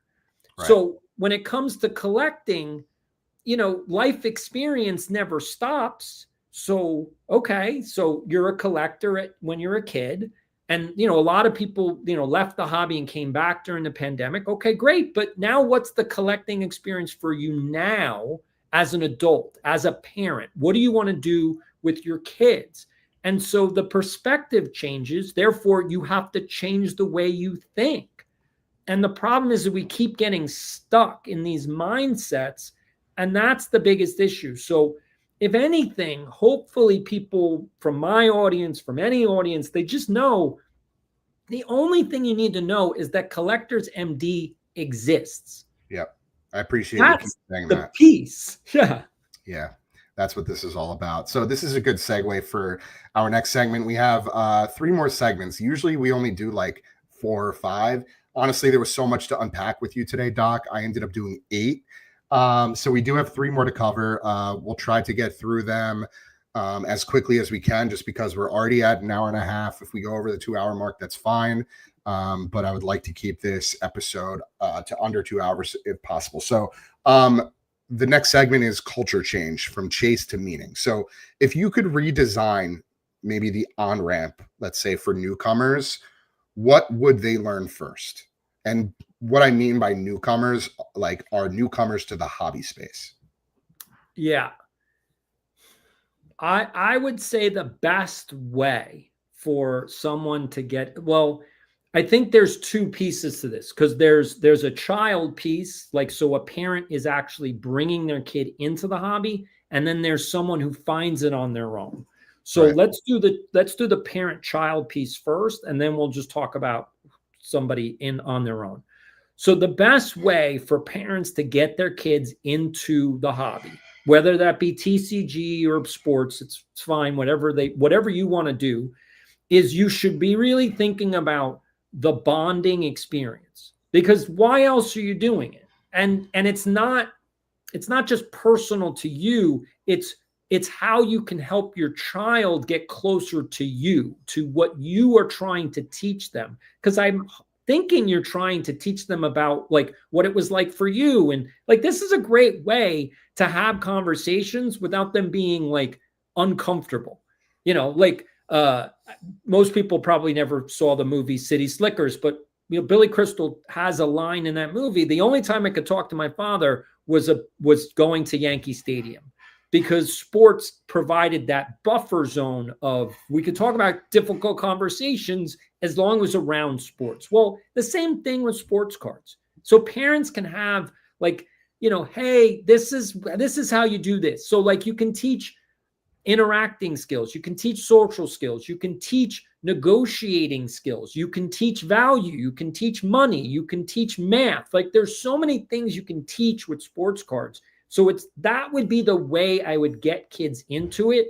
And do not promote this is a 101, this is a rare card. Just talk about the players. Even go and get, I think commons is probably the best thing, the dollar bin for kids. And I've said this, like, parents, give your kid $10, have them go to a dealer and have them negotiate how many cards they can pull out of the dollar bin for $10 and see how many more than 10 can they get. And keep doing that. Go to card shows and go, here you go, you got $10. How many cards are you going to get this time? Because the ability to negotiate is going to last them for a lifetime. Like I got 10 cards for $10. Oh, I got 15 cards for $10. I got 20 cards for $10. Again, that's the piece, is getting value for the money. And if you teach your kids that lesson, again, this lasts for a lifetime. Now, for someone that comes into this on their own, like they see something on YouTube, they're like, ooh, that looks good. And usually the pathway in is that you can make money. The only reason that anybody on their own gets into this hobby is because they're like, ooh, this is a side hustle that I could do. So I would caution people, make a budget, literally make a budget. Because the problem that you're having is unfortunately, you're seeing YouTube videos that have all been staged. They're all fake. None of these influencers actually sell cards. Even Chasing Cardboard, they sell cards, but they don't sell everything. And that's the problem, is they don't show you that they have, like Chasing Cardboard now actually has a problem, and he's alluded to it, but he doesn't actually show you. He now has like storage units filled with cards that he cannot sell. He is now in a hoarding situation, but he's a business, so it's not a hoarder. He just has inventory he can't get rid of. And that's why he's starting to partner with a bunch of different stores, because he doesn't know how to get rid of all of the stuff that's just not worth more than $5 or $10 each. And that's where people get themselves into trouble. So the on-ramp that I would say for somebody that's trying to get into this as a side hustle is make a budget and then go out and buy cards. Don't buy more cards. Don't try to load up on inventory. Make a budget, buy whatever you can, and then go and sell it. And then from whatever money you get back, and you will probably lose money, just telling you right now. So if you set a budget $500, you go out and you buy cards, you're probably going to make $400 back. So you're going to lose $100. But that's it. Don't put another 100 in. Now you got 400. Now go out and go buy again. Because if you learn how to lose money, you're going to learn how to make money. And that's probably the biggest thing, is so for collectors, unfortunately, I think you highlighted it. The hobby has changed. People don't collect to collect anymore. People collect, at least the new people collect to show off. Right. And that's not who I am. Like, that's not who people were back in the 80s and 90s. You didn't collect to show off because the cards weren't worth. What were you showing off? Like, here you go. I got a $5 card. I got a 30. Like, okay, why are you showing this to me? Well, no, there was, oh no, I am a Wade Boggs fan. I have Wade Boggs. Like, oh, okay. So like on Reddit, I see a lot of that, but it's all usually older collectors. And again, older is relative. But I would say over 35. Anybody under 35 is not really showing their cards. They're not, like, again, I have these, and here we go. Here's one that people probably, so this is way back in the day. Now, why do this Christopher Reeve, for me, his face is like my childhood. Like, I remember with my dad, I held his hand, we walked into the movie theater, and Superman was on this massive screen. Again, I was short. I was small. I was one of the smallest kids in my grade. And this was like larger than life. And you're like, wow, Superman. I mean, so for me, just seeing his face is like, wow, that's what I had when I was a kid. Again, that's the piece of collecting is, and collecting has been going on for thousands and thousands of years. In the Native American culture, they have something called totems. Like this is part of the human experience. Collecting is a good thing, but you can make it unhealthy. You can make it toxic. So let's just stay on the healthy side. There's nothing wrong with collecting stuff. As long as you understand like why you're collecting, you'll be fine. Really well said. Yeah. It's all about guardrails, boundaries, self-limits, and actually holding yourself accountable to make sure that you're sticking to those parameters. Really well said, Doc.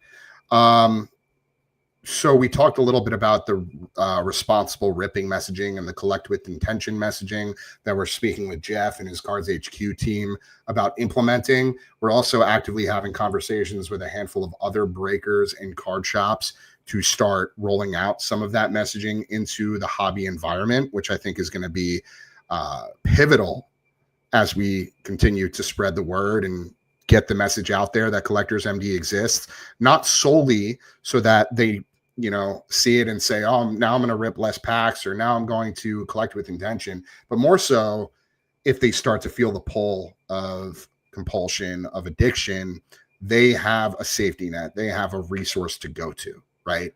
And that's Collectors MD.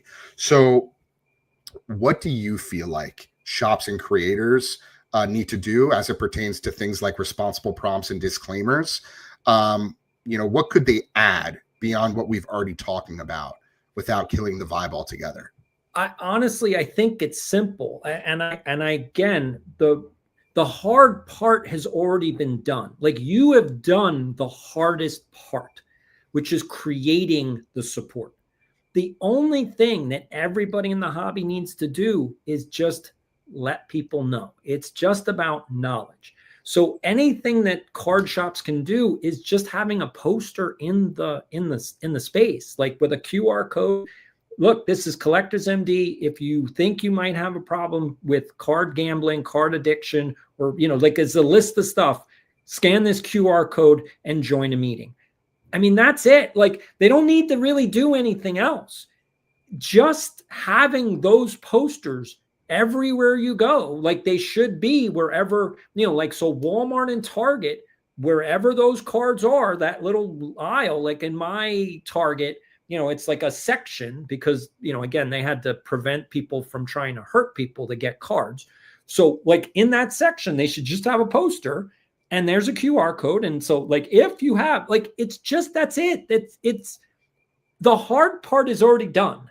You've done the part that's like, how do we do this? You've done it. And so now it's just a matter of letting people know. And if they have a problem, they just get involved. And the card shop doesn't need to do anything. They don't need to explain anything. It's just, hey, there you go. Scan the QR code. You'll be fine. They know what they're doing. Just talk to them. Yeah. And that's it. And to be honest, that's a huge support. Right. Yeah, what Doc is saying is basically that the call to action already exists. There's already a place to go. There's already a destination. We just need to create messaging to guide people there. And that messaging needs to appear in places like card shops and break platforms, places where these consumers are consuming their content. And that's so incredibly important. For those listening who may work at a card shop or be involved in a break group or know somebody who does, I highly encourage you to reach out to whoever you know and just tell them about Collectors MD. This isn't about canceling the culture, canceling, breaks or collecting. This is about adding in layers of support so that we can help the hobby grow in a healthy and sustainable direction from here on forward. So it serves as a mutually beneficial component for everybody. this doesn't hurt anybody. It only helps the hobby. Yeah, it's So a win. again, It's a win-win-win. it's a win-win. Yeah, because I it also love. it protects the hobby from, you know, potential harm from outside governing bodies. Because if we can be proactive about the messaging, about creating these guardrails, then there's no reason for somebody to step in and say, hey, you guys are exploiting children. You guys are lying to your customers. You guys are doing this, that, the other. We want to serve as an ally.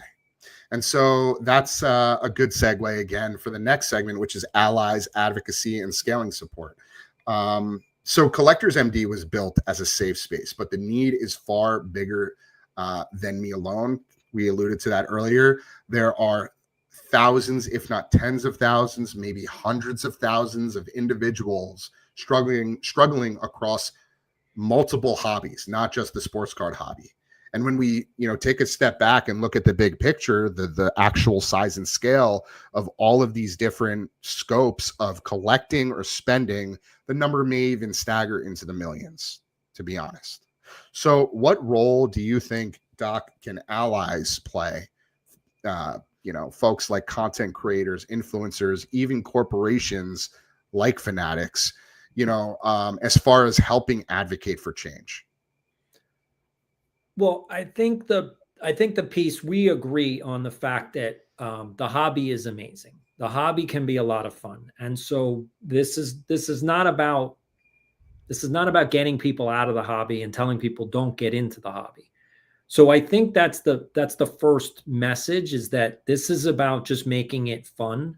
Like, how do you collect and how do you buy cards that is fun and healthy and that it's sustainable?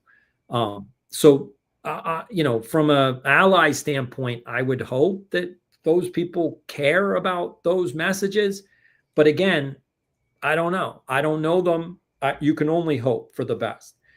In terms of content creators, I think that what Collectors MD is going to, I guess, run up against, and this is sort of the question mark. I think it's a huge positive that Jeff Wilson brought you on his show, because I think it shows a little bit of character on his behalf. I honestly, the impression that I got from all of his previous content is that he's a narcissist who doesn't care about anybody. And bringing you on his show really shattered that. Like, you can't be a narcissist and then bring Collectors MD on when no one knows who the hell you are. Like, that was a huge, like, it kind of made me go, all right, maybe I don't really know who this guy is, which is also saying something on social media. You don't know who these people are. This is a show, and they're giving you a projection, and none of it is who they really are. And so I think the issue becomes that some of these influencers have created characters that may not align with Collectors MD. It may not be that they don't care, and it may not be that they don't want to help, but their character on their social media channel just can't get involved in being good. They're villains, which is why they're popular. And so because they're villains, it's sort of like we've created in this hobby, like we're LARPing WWE. So there's heroes and there's villains. And if you're on the villain side, Collectors MD is the enemy. Whereas if you're on the hero side, Collectors MD is the knight in shining armor. So I didn't realize what I was doing, but I'm on the hero side. Like, I'm on the collecting is great and all of this. So for me, Collectors MD is amazing. It's a win-win-win. But that's because I'm on the hero side. Again, for anybody that's watching, you have to realize that that's what's going on social media. My channel is a counterpoint to all the influencers. I only talk about real. I only talk about truth. I only talk about fact. I only talk about honesty. And the honesty is that there's problems. I don't go down the rabbit hole of like, well, it's all problems. It's all like, it's not all negative. No. In life, there's yin and yang, and there's problems, and there's good things. And so my channel is all about honesty. Collectors MD is just about support, which is why it works, because it's so singularly focused. It's not focused on trying to solve world problems. It's just, if you have this issue, here's where you go. And there is a susceptibility in this hobby for this problem to exist. Therefore, this can also be a preventative measure for people. Again, what you've done, when I saw it on Jeff Wilson's show, it was like an inflection point. Like, oh, wow, okay, that's big. And that's why I reached out, because what you've done is not small. This is big. This is bigger than you. It's bigger than all of us. It is the existential threat to the hobby. And if Fanatics doesn't understand that, then they're very short-sighted. I will tell you right now, what you're doing, what people who go to Collectors MD are dealing with, is going to happen to someone who has great power and influence in our country. And once that happens, this hobby is going to get torched by the regulators. They're going to go scorched earth on them because it's cards. And no one has any respect outside the hobby for the cards. Yeah. They're like, you guys are crazy. And remember, this is 95, 98% men, which also in our society is not looking good for us. So if you really want the regulators to come after us, don't promote Collectors MD. This is actually the stopgap measure. This does protect the hobby in a way that I think most people just don't realize. Yeah. Yeah. It's a proactive safeguard. Yeah, those are some really, really valid points. And I agree. I think that if we wait, it's only a matter of time before something like that happens. And if there's no infrastructure in place, when that government body comes knocking on the door, it's game over for everyone. Well, look at the Shohei Ohtani, and I forgot his interpreter's name, but yeah. I mean, look at that situation. Okay, right. So the feds get involved. It was like $6 million or $8 million of gambling debt. Like, and Shohei Ohtani is the biggest star in the world. Right. And Major League Baseball had a real problem on their hands because Congress is just waiting for an excuse to strip them of their antitrust status. They're waiting. They're like, we just need a good reason to make you guys like every other sports franchise league in the world. So look, we've given you a privilege you don't deserve. Go ahead, test us. And so the sports card industry is kind of in that same, like, we're growing, again, not to the level that Fanatics wants us to grow, but we're growing. And with more eyeballs and with all of these people getting attention, and Tom Brady is a big deal. And again, now with 2026, so Fanatics is going to have all the licenses, which means they're going to double down on all the advertising, and they're going to advertise in the ballparks, which means it's all going to be targeted against kids. And when I say against, I mean that specifically. They're targeting against kids because they don't care about your children. They don't care about the dopamine hit. They don't care. They're only trying to make money. So you have to do what you need to do to protect your children.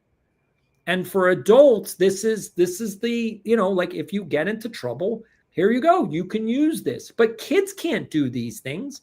So parents need to know about this so that you get the resources from Collectors MD, get that guide, and go, what are the things that I need to be aware of with my children? Because children can't be in on the sessions. So like, oh, okay, I just need to be careful on this, like, oh, I get it. And it's not hard. That's the piece that I hopefully people get. The solution is simple. That's why it's going to work, because if the solution was hard, so no, you've done a great job making it simple to actually deal with the problem, which means that it can be done. Right. Yeah. And for those that are coming in and, watching this video and saying, well, how are you guys going to reach the masses? This video only has 50, 100 views. You only have 70, 80, 90 subscribers. And, we have a modest following. We understand. We know that. We have 1,500, around 1,500 followers on Instagram. You know, we reach our audience across other social platforms like X and TikTok and YouTube, Mantle. We have Discord, Reddit, etc. But, you know, at the end of the day, success isn't measured in clout, in metrics. It's measured in impact. And we're creating an impact by reaching the masses in other ways, whether it be a community conversation with somebody from the hobby or from the industry, or, you know, having a weekly peer support meeting where 40 people show up and we're impacting, you know, dozens of people right then and there. I just want to take a moment here because you brought up a lot of really good points. And I think a lot of people will see this or listen to this and say, well, you know, this is all great, but like Collectors MD still has a ways to go. Yes, we absolutely have a ways to go. But in just a little over 6 months, we've been able to, like you said, Doc, build the foundation. And that's what's so incredibly important. So I do want to just mention, like, our long-term vision here is, you know, looking at Collectors MD as potentially franchising or expanding. Like, again, right now it's small, it's grassroots, we're only 6 months in, but, you know, the demand is massive. And it's not just sports cards, it's sneakers, TCG, NFTs, luxury goods, retail, therapy, all these things. People in all these spaces are dealing with the same dopamine loops and the same cycle of overspending. So just imagine for a moment chapters across states, across countries, even across these different hobbies, local groups that meet in person, peer support meetings tailored to their community, and then all connected under one larger umbrella, which is Collectors MD. The messaging here would be consistent, which is collect with intention, not compulsion, but the delivery could reflect the culture of each place or hobby. You know, we could tailor it accordingly. That's how this becomes universal. It's not about one person running everything and trying to go viral or become famous on the internet. Like, that's not my plan here. It's about building a framework that others can adapt, and lead within their own communities. And to me, that's the future of Collectors MD, to making it accessible, scalable, and rooted in helping people everywhere, which again is why we're having these conversations with organizations like the Problem Gambling Coalition of Colorado at the state level, so they can take our infrastructure, our framework, and adapt it to what already exists. So I hope that makes sense. Yeah, no, and I'm glad that I'm glad that you gave that as the vision, because it's important. Like, so one of the things that I teach is 21st century skills, and most people don't even know what that means. And so I'll just give you guys some like behind the scenes stuff. So there was a research study in 2020 from Georgetown University, which asked the question, what are the skills that 21st century people need in order to not just survive, but thrive? Like, how do you actually make more money? How do you build generational wealth and all this? And so what they found was there's 5 skills across the board that you need to know. And one of them is 21st century leadership skills. Now, I did the research. I started way back before 2020. So I actually was researching this back in 2009. And so what I did was I broke out what leadership skills meant. And there's 6 fundamentals. The first one is vision. What you just did is so critical, because if you don't know where you're going, then how can you follow? And Right. Leaders need to set a path so that people can walk down that path. You've done that. For Right. anybody that's also going, well, but you don't have like this and you don't have that. Again, the point is, what's the purpose of the group? And the purpose is to help people. Therefore, it doesn't matter how big it is. It's doing its mission. And by helping one person at a time, it's going to grow. Yeah. Now, if you want to help it grow, I also have done all the research on social media virality and the science of virality and all that. The only way that this grows at an exponential rate is if everyone that already understands, so all of the people who are following this, like if you're already in Collectors MD, then all that Alex needs to do is tell you on X date at X time, you all need to share the same media content, because if it's done at the same time, that creates what's called a trend. And so that's it. That's all that. So if he wanted to, and again, I think that our interview was a little bit better than the interview with Jeff Wilson, because he's not a professional interviewer. So it kind of, it meandered all over the place. Whereas our interview is very tight. It's like, here you go. It's a half hour of this is Collectors MD. So I would say that one of the pieces of media that you should share, again, it has to be at the same time and the same day. If you do that, it creates a trend. But everybody should share that video once within whatever social media content strategy. And if you start creating, again, posts and whatnot that people can share at a specific time and date, that will actually exponentially grow the Collectors MD social media presence, and it will grow faster than it's growing now because you've already done all the great work. Right. Yeah, I appreciate that. I do want to just quickly call out today's daily reflection, which talked about Mr. Beast in this video that he posted. It was a time capsule where he had 8,000 subscribers 10 years ago. Fast forward to today, he has over 550 million YouTube subscribers across many channels. He does a lot of really incredible things. He gives back. He does charity. It's all amazing. But I think what people lose sight of with something like this is that looking at somebody like Mr. Beast is like looking up at a vertical mountain. I'm inspired to help people. I'm inspired to give back, but I don't have a platform or a foundation. And how am I going to start in today's ultra competitive landscape, right? And so we talk here about how success isn't defined solely by clout, metrics, or money. It's about impact. And that's what I just brought up earlier. And so again, that's exactly what we see with Collectors MD. Just a little over 6 months in, we're still small, we're still modest, we're still growing. And we know there are thousands more collectors out there struggling who need support and who we're committed to reach. But the fact that we've already impacted dozens, if not hundreds of people is incredible, something we're very proud of. It proves that even without massive clout or huge numbers, meaningful change is possible. Every reflection read, every meeting join, every message exchange in our community is proof that success isn't just about scale, it's about the lives touched along the way. So I think this is a really important message, especially for those listening who want to, make an impact and help others or create on their own, or maybe even have a career in social media. It's possible to do these things. You don't necessarily have to have a huge following to make an impact on other people. And that's what I've learned in the 6 months that I've started Collectors MD. It's amazing what, the power of media, the power of technology can do if you leverage it for the right things. So Doc, we're coming up on our last segment here. Let me just make one final point on that piece, because this is, I think this also connects with Collectors MD.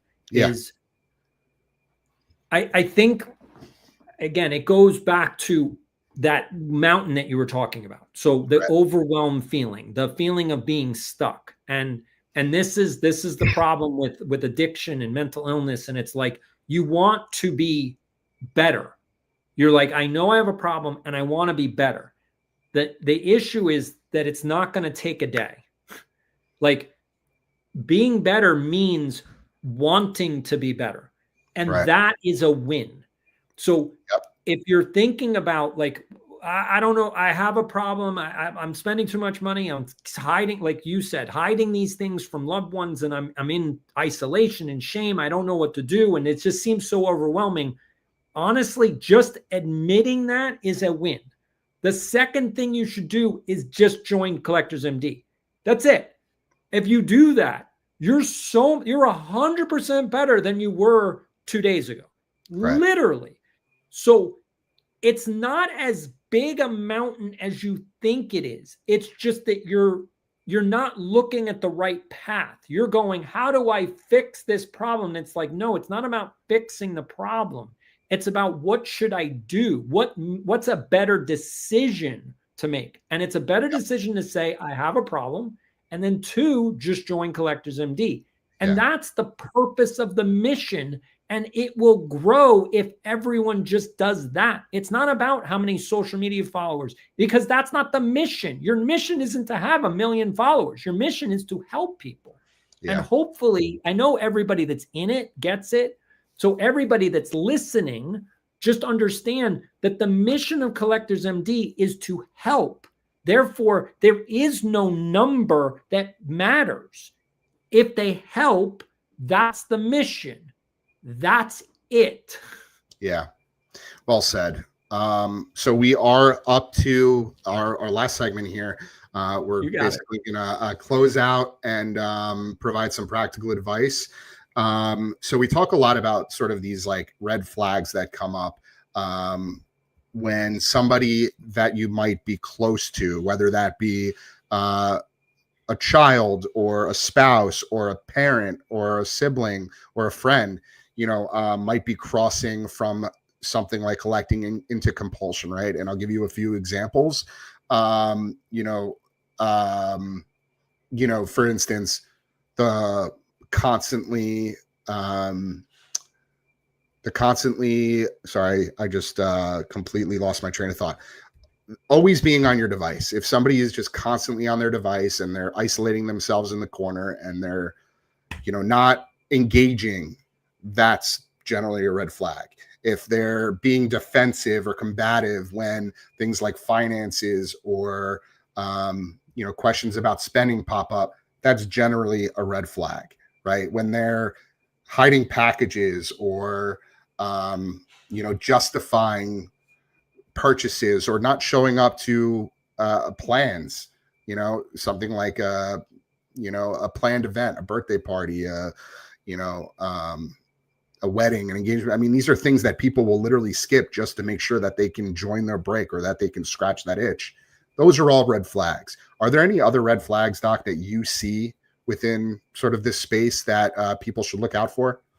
Well, I think you're giving really good examples, and I think that there's a ton of examples. I think the bigger thing for people to be aware of is that if you don't know about these things, my suggestion is do a Google search on symptoms of depression, because they're very aligned. Like, so separating, isolating, shame, like all of these things are very similar. So if you're trying to go, well, how do I know? Just Google search symptoms of depression. And if you see anything like that, then okay, you may not know it's like gambling or whatever, but it looks very similar. Yeah. So that will help. The biggest thing that I would say for anybody, and anybody that has a loved one or a friend or somebody that they're like, I think they might have a problem. There's a tendency to be like, well, I don't want to invade on their space. I don't want to violate their privacy. I want to get their consent to help. And I would say that, yes, you obviously you can't help someone who doesn't want help. I learned that the hard way in education, because when you're in education, like when I was a teacher, a principal or superintendent, my job is to help people learn. That's my job. The problem is that not everybody is ready to learn, and you can't force someone to do something. It's just, you can't do that. So how do you get through to someone who may be having a problem? And so this is my advice. Again, I'm not a psychologist, but this is based on my 25 years of experience. The first piece that you have to do is set a runway for openness and honesty, as well as respect. And so if you go in with, hey, I really appreciate you, and I think you're great, and this is why I'm thankful for our friendship, relationship, or our, like if you're a relative, like if it's your kid, like, hey, I really love you. You're really great. And if you ever feel like that you're not as good as you think you are, I hope you'll come and talk to me. Again, you don't have to address the situation exactly. You just need to allow the space for communication. because that's the thing that breaks down. That's the first thing that breaks down. There's no more communication. And once that happens, once you break communication, that's where the isolation and all the problems start. Right. So it's really about, that's why what Collectors MD is so important, because it's reforming communication lines. People actually have to say, hey, I bought some cards. And it's like, yeah, you did. Like that's the beginning. If you don't communicate, you only get yourself into trouble. So the more you communicate, the better off you are. And so that's really the biggest thing that I would say is just make sure. And even if you think like, oh, I have great communication with everybody, let's put it this way, double it. And then you'll see how much communication you have. So even if you think you're the greatest communicator in the world, double the amount of communication you have, and then you'll see, oh, okay, there was room for more. Yeah, and communication is key. Yeah, and if you are, doing the first suggestion that Doc offered, and you're researching depression, symptoms of depression, anxiety, anything mental health related, it is very important to, and this is just a minor disclaimer, not to self-diagnose or assume that you have some sort of mental disorder based on what you read on the internet. Seek professional help, and we have professional help available. Right Choice Recovery is one option. Birch's Health is another. We have a handful of individual therapists, doctors, clinicians who can offer support on a one-on-one basis. If you need help, please seek it. Don't just read, webmd.com and just assume that you have, some sort of disorder or mental illness, because that's where people start to, really get themselves in trouble. No, that's honestly, I'm gonna repeat what you said. I know it was implied. Just to make sure that communication is there. So when the beauty of the internet is that you can be aware of things, but even if you're a trained professional, even if you're a psychologist, then it is unethical to self-diagnose. So just so everybody understands, it's unethical to self-diagnose. So if you are not a trained professional and you're doing something wrong, the point of looking any of these things up is because you're trying to know, do I have a problem, and may it be psychologically tied? And then if you see, like, hey, I have some things on this list, then absolutely reach out to a professional to get a professional diagnosis. And it may turn out to be, no, you don't have a problem. You're just, you're just not feeling well. Like, that's it. And maybe some things happen, like, okay, but you don't have an actual diagnosis. Right. Don't self-diagnose. It's unethical. You shouldn't do that, because you're never going to know. The problem with human beings is that we don't know what we're doing. Only other people can look from the outside and go, did you know you did this? And I don't know if how many people are self-aware. I'm a very self-aware person. So I know what my limitations are on what I can actually perceive as to what is going on. And I have to always ask, which is where the communication comes in. I go, so when I gave that speech, like, what did you hear? What did you see? Like, what was my body language like? And I get that feedback because people go, well, you seemed a little nervous, or you seemed, and I'm like, okay. Because I cannot know what I'm doing. I can only be me, and therefore the same thing with you. You don't know. You may think no one knows there's anything wrong, but you would be wrong about that. I bet people definitely know, but they're afraid to come to you because you look like you're in pain and they don't want to bother you. Yeah, well said, Doc. And for those listening, we are currently showing our Collectors MD referral network, which you could find at collectorsmd.com/get-help. At any time you need, it's available. We have Right Choice Recovery, Birch's Health, Taya Kim, who's a licensed marriage and family therapist. We have Dr. Rick Shaw, who is a doctor. Of course, Gamban as another resource if you need self-exclusion tools to block access to thousands of high-risk apps, including Whatnot Fanatics Live, eBay, etc. So this is all available for you if you need it. This is a growing network. We're actually going to be announcing several more individuals and organizations in the coming weeks. So be on the lookout for that. We also post all of our news on news and announcements within Collectors MD. So things like our partnership with Card Ladder, of course, anything related to our referral network. We also post our giveaways on here, things like that. So with that being said, we're going to transition over to the rapid fire round. And I'm going to preface by saying, Doc, oh, I removed you by mistake. I apologize for that. Click the wrong button. We're good. I'm going to preface by saying, Doc, that this is a rapid fire round, so only short answers. I know you're very, very good at expanding on your thoughts and articulating your ideas, and I'm super grateful for that. And we've created some incredible content over the last couple hours. But this is the rapid fire round. So first thing that comes to mind, and that's it. There's seven questions here. We're gonna move through them quickly. You ready? You got it. Awesome. Favorite card in your PC right now? It would be that card, the Jacob deGrom auto. There we go. From his Mets days, I assume. Yeah. Rookie card. The Simply Supreme. If he didn't get hurt, I mean, he had a great year, but if he didn't get hurt, he would have been one of the best pitchers of all time. I mean, he would have followed the Sandy Koufax route. Because he's not going to pitch long enough to have the stats. Yeah. But he was that dominant in such a short amount of he's unreal. Like his stuff is unreal. Yeah.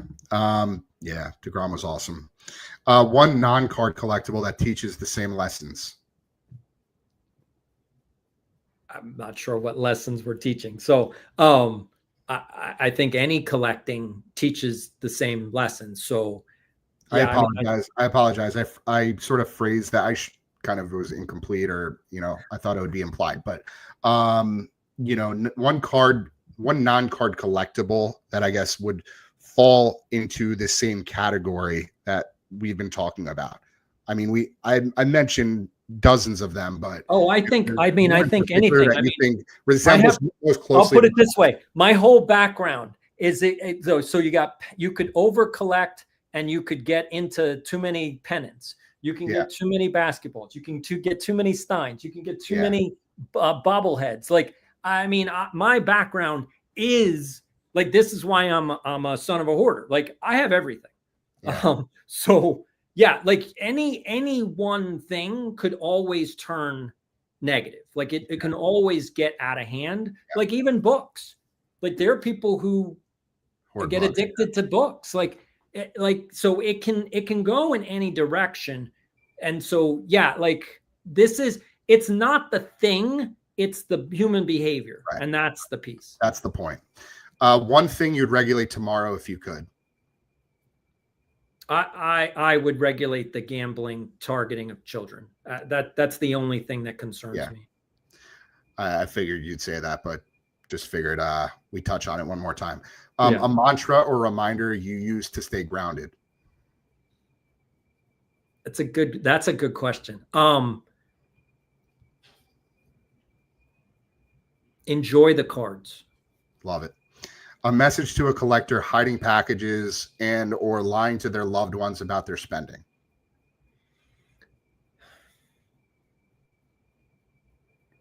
It's not your fault. Just open up. Love it. One mindset shift you'd want every collector to hear.